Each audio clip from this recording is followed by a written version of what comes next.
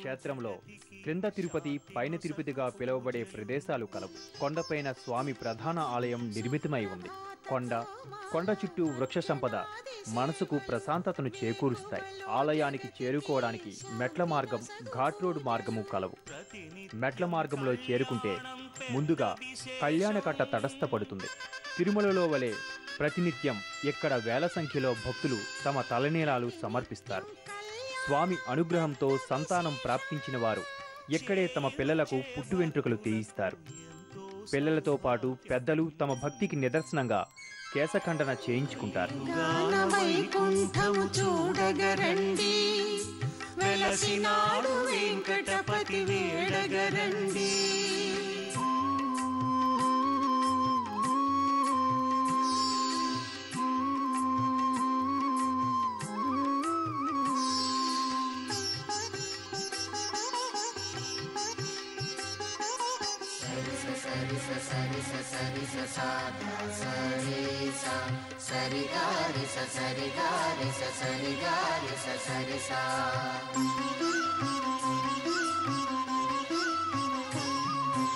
అష్టదళ పాద పద్మ ఆరాధనము, కష్టాలను కడగళ్లను చేయు దూరము.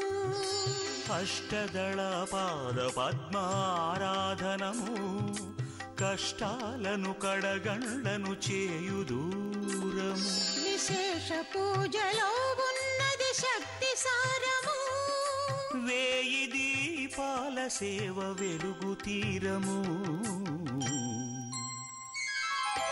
కలియుగాన వైకుంఠము చూడగరండి, వెలసినాడు వెంకటపతి వేడగరండి.